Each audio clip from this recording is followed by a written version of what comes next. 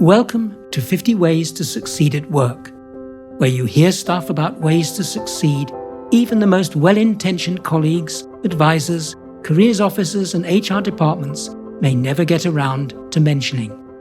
This is episode 25, Grab Training, Stay Alert for Personal Development Opportunities.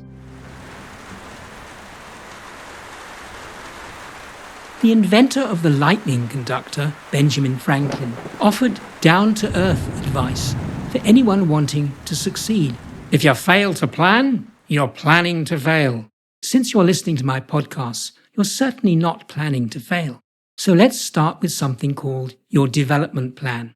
And from there, we'll look at your training opportunities at work and what they can mean for your success. A personal development plan, often just called the PDP, is a route map. It's about growing and developing during your working life. Quite simply, it's a pathway to success. Employers often expect you to have a PDP and may even help create one. Or they may prefer a separate one used by the organization to monitor and steer your development as an employee and build it into your annual review. Others may make reviews more regular and rely less on any formal PDP. It'll help you if you have a PDP, whatever your employer chooses to use. You can't sensibly leave your personal development to anyone else. After all, it's your life we're talking about. Perhaps you're wondering whether it's worth the hassle of devising a PDP. Well, consider some of the well-known benefits. A clear statement of your chosen goals. It's clarity about knowing when you've reached these goals. It's a logical way to identify your strengths and weaknesses. It makes you more employable. It improves your work performance. It stimulates your motivation. It tracks your progress. It sharpens your sense of purpose. And finally, it strengthens your mental well-being and reduces stress. To sum up, your PDP offers the best possible chance for success and maximizes your potential. So, what does a PDP look like and how do you get one? Well, it can be anything from a description in a notebook, lines in a mobile device or a computer, or a particular file you keep for occasional use. What matters is not where you keep the PDP, it's listing the answers to some basic questions. These help you make sense of the possibilities for your growth and development. The first crucial question for a PDP is, what are my goals? What do I want to achieve? Your answers, which you record, may cover a year or a lifetime. What matters is the action of setting down your wishes or your intentions. Setting down your goals in this way has a known yet hard to believe effect. It starts to influence your life. Even if you consign your newly created PDP to a dusty shelf, you've already set change in motion, though you may not realize it. It's like when someone wants to give up smoking. Writing or sharing that intention with others releases hard-to-explain forces. For example, it might trigger a psychological change, or send vibes into the world, or create social pressures on you to deliver.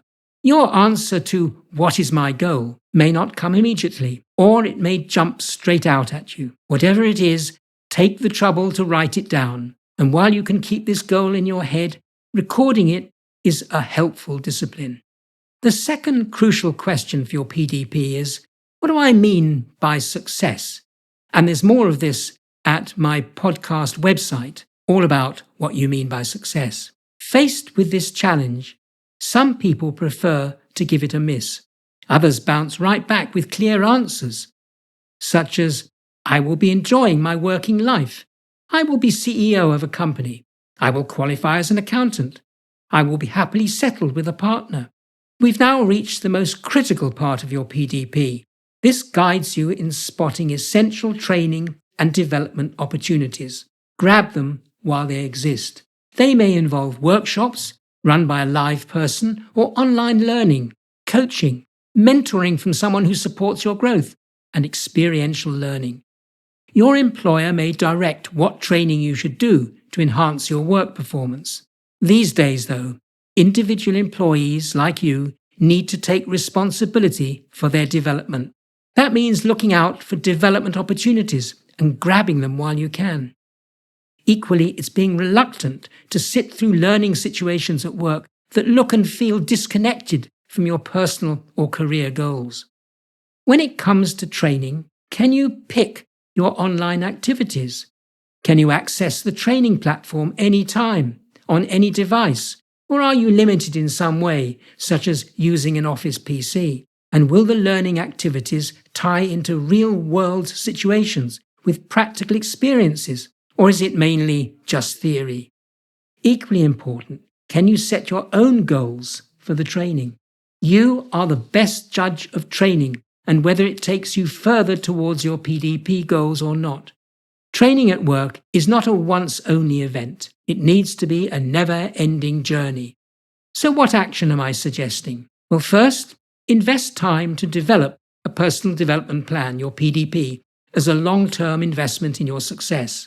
Secondly, get clear on your personal development goals using tools such as SMART goals and SWOT technique. There's more of that in the notes of this podcast. And thirdly, get crystal clear on what you mean by success. Use this to assess and grab training opportunities.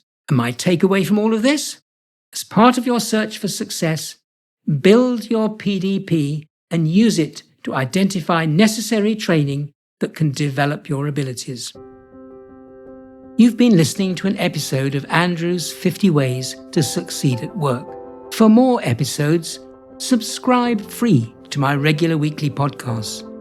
You can catch up on past ones at the 50ways.site, where you can also become a foundation member with access to e-learning units, transcripts, further reading links, and the forum, where you can ask questions, share problems, and join a growing community of people who seriously want to succeed at work. Thanks for listening, and bye for now until next week.